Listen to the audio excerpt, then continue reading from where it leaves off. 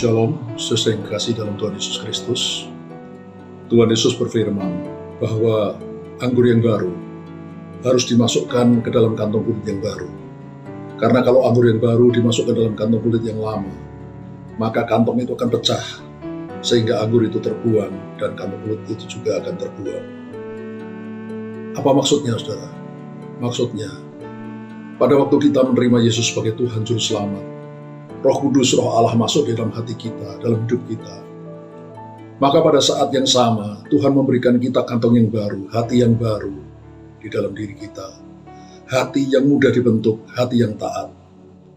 Kehendak Tuhan agar semakin lama kita semakin menyerahkan hidup ini kepada Tuhan. Semakin lama Tuhan, Roh Kudus semakin berkuasa atas hidup kita. Dan kalau kita punya hati yang baru, maka kita bisa mengikuti kehendak Tuhan itu. Kita bisa berkembang menjadi makin dewasa rohani sesuai dengan kehendak Tuhan itu. Tapi kalau kantong kulit kita tetap lama, hati kita tetap lama, maka pasti akan hancur. Tidak akan mampu menerima perubahan yang Tuhan kehendaki.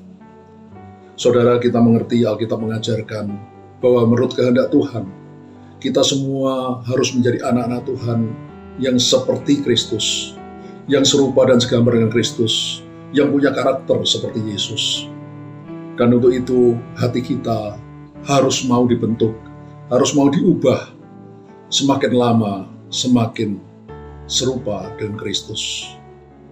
Kalau kita memiliki hati yang baru, yang mau terus taat, mau mengikuti pimpinan Tuhan, mau mengikuti kehendak Tuhan, mau mengikuti perubahan-perubahan yang Tuhan kehendaki dalam hidup kita, di mana karakter kita yang lama ditanggalkan, karakter Kristus yang baru makin berkembang dalam hidup kita, kasih, sukacita, damai sejahtera, kebaikan, kemurahan, kesetiaan, kesabaran, kelemah lembutan, penguasaan diri, semakin berkembang dalam hidup kita, maka akhirnya hidup kita akan menjadi serupa dengan Kristus, dan hidup kita akan menyenangkan hati Bapa dan memuliakan Allah.